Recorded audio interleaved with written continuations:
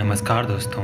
एक नगर में एक ब्राह्मण दंपति रहते थे और वे दोनों प्रतिदिन 7 कोस दूर गंगा व यमुना नदी में स्नान करने जाते थे। इतनी दूर आने जाने से ब्राह्मण की पत्नी थक जाती थी, इसलिए एक दिन उसने अपने पति से कहा कि हमारा एक पुत्र होता तो कितना अच्छा रहता। पुत्र की बहू आती तो हमें घर वापस आने पर खाना बना हुआ मिलता और बहू घर का काम भी कर देती। अपनी पत्नी की बात सुनकर ब्राह्मण ने कहा कि तू सही कह रही है, चल मैं तेरे लिए बहू ला ही देता हूँ। ब्राह्मण ने कहा कि एक पोटली में आटा डालकर कुछ मोहरें रख दे। ब्राह्मण के कहे अनुसार उसने पोटली बांधकर दे दी। पोटली लेकर ब्राह्मण चला गया। ब्राह्मण को सफर के दौरान यमुना के किनारे बहुत सी सुंदर लड़कियां दिखाई दी। वे रेत में घर बनाकर खेल रही थी। उनमें से एक लड़की ने कहा कि मैं अपना घर नहीं बिगाड़ूंगी, मुझे तो रहने के लिए यह घर चाहिए। लड़की की बात सुनकर ब्राह्मण मन ही मन सोचने लगा कि बहू बनाने के लिए यही लड़की उचित है। जब वह लड़की जाने लगी तो ब्राह्मण भी उसके पीछे पीछे उसके घर तक पहुंच गया और वहां जाकर ब्राह्मण ने उस लड़की से कहा, बेटी कार्तिक मास चल रहा है, इसलिए मैं किसी के घर खाना नहीं खाता। मैं अपने साथ आटा लेकर आया हूँ। तुम अपनी माता से पूछो कि क्या वह मेरे लिए आटा छानकर 4 रोटी बना देगी। यदि वह मेरा आटा छानकर रोटी बनाएगी तो ही मैं रोटी खाऊंगा। लड़की ने जाकर अपनी माँ को ये सारी बात बताई। माँ ने कहा, ठीक है, जाओ ब्राह्मण से कह दो कि वह आटा दे दे, मैं रोटी बना दूंगी। जब वह आटा छानने लगी तो आटे में से मोहरें निकली और वो सोचने लगी कि जिसके आटे में इतनी मोहरें हैं उसके घर में कितनी मोहरें होगी। जब ब्राह्मण खाना खाने बैठा तो लड़की की माँ ने उस ब्राह्मण से पूछा, क्या आपका कोई लड़का है और क्या आप उस लड़के की सगाई करने जा रहे हो। ये सुनकर ब्राह्मण ने कहा कि मेरा लड़का तो काशी में पढ़ने गया हुआ है, लेकिन यदि तुम कहो तो खांड कटोरे से विवाह करके तुम्हारी बेटी को अपने साथ ले जाऊं। लड़की की माँ ने कहा, ठीक है। इस पर लड़की की माँ ने लड़की की खांड कटोरे से शादी करके उसे ब्राह्मण के साथ भेज दिया। ब्राह्मण ने घर आकर कहा, रामू की माँ दरवाज़ा खोल कर देख, मैं तेरे लिए बहू लेकर आया हूँ। ब्राह्मण की पत्नी भीतर से ही बोली, हमारे तो कोई बेटा नहीं है तो बहू कहाँ से आएगी।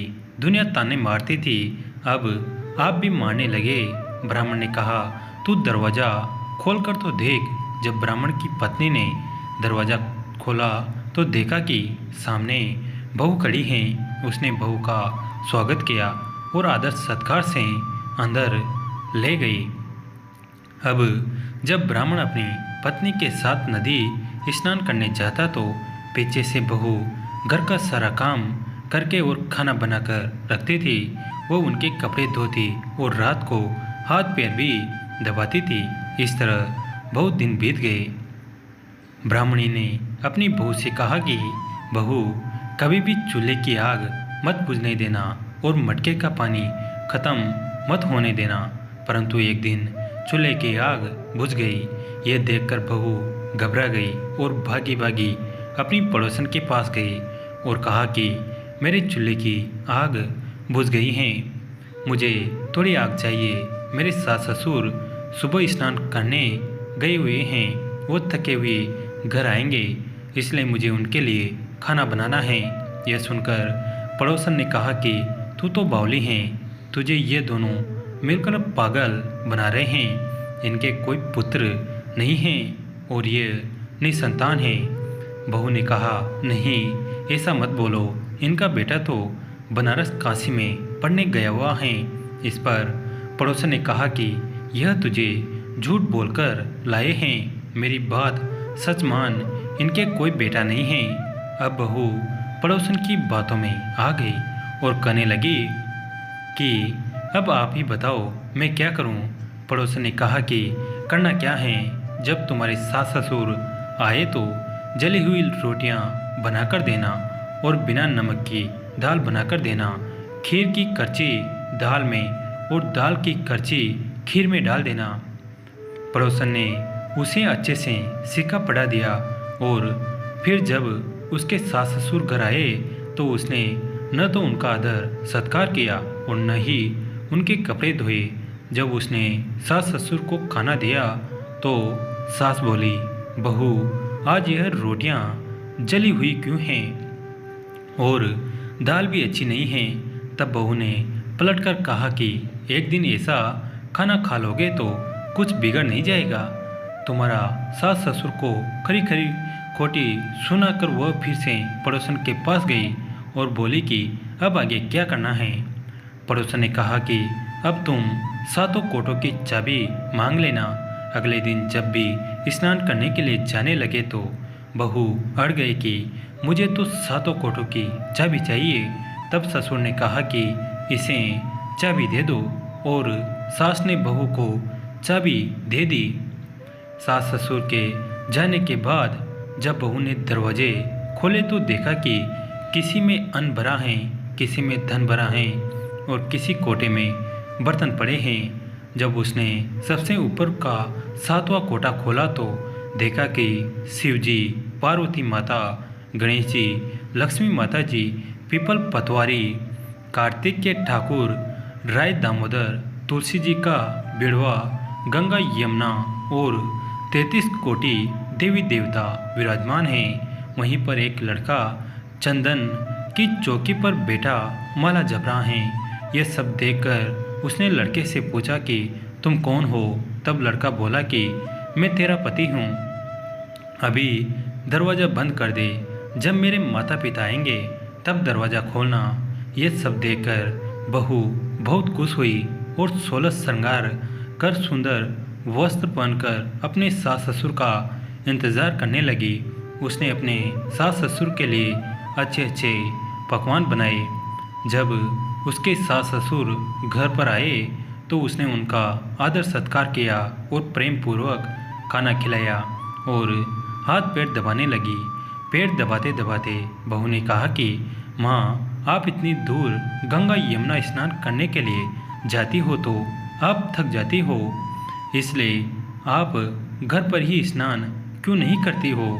यह सुनकर सास कहने लगी कि बेटी, गंगा यमुना घर पर तो नहीं बहती हैं। तब उसने कहा कि हाँ माँ जी, बहती हैं, चलो मैं आपको दिखाती हूँ। जब बहू ने सातवां कोटा खोलकर दिखाया तो उसमें शिव जी, पार्वती जी, गणेश जी, लक्ष्मी जी, पीपल पतवारी, कार्तिक के ठाकुर, राय दामोदर, तुलसी जी का बिड़वा, गंगा यमुना बह रही हैं और 33 कोटि देवी देवता विराजमान हैं। वहीं चौकी पर बेटा एक लड़का माला जप रहा है। माँ ने उसे देखकर कहा कि बेटा तू कौन है। लड़का बोला, माँ मैं तेरा बेटा हूँ। तब ब्राह्मणी ने पूछा कि तू कहाँ से आया है। लड़के ने जवाब दिया कि मुझे कार्तिकेय ने भेजा है। माँ ने कहा, बेटा ये संसार कैसे मानेगा कि तू मेरा बेटा है। माँ ने कुछ विद्वान पंडितों से मदद मांगी। पंडितों ने कहा कि इस पार बहू बेटा खड़े हो जाए और उस पार माँ खड़ी हो जाए। माँ ने चमड़े की अंगियाँ पहनी हो और छाती में से दूध की धार निकालकर बेटे की दाढ़ी मूछ फेंके और पवन पानी से गठजोड़ा बन जाए, तब मानेंगे कि इस माँ का ही बेटा है। उसने ऐसा ही किया। चमड़े की अंगियाँ फट गई और छाती में से दूध की धार निकलकर बेटे की दाढ़ी मूछें भीग गई। पवन पानी से बहू बेटे का गठजोड़ा बंध गया। ये सब देखकर ब्राह्मण और उसकी पत्नी की खुशी का ठिकाना ना रहा। जैसे ब्राह्मण और ब्राह्मणी को बहू बेटा दिया, वैसे सबको देना। कहते हैं कि इस किताब को पढ़ने से मनुष्य की सभी मनोकामनाएं पूर्ण होती हैं। तो दोस्तों, यह कहानी आपको कैसी लगी कमेंट करके ज़रूर बताएं। वीडियो को लाइक करें, चैनल को सब्सक्राइब करें, घंटी के बटन दबाकर ऑल पर क्लिक करें। दोस्तों, इस कहानी को अपने दोस्तों के साथ, फैमिली के साथ शेयर ज़रूर करें। कहानी अंत तक देखने के लिए आप सभी का तहे दिल से धन्यवाद।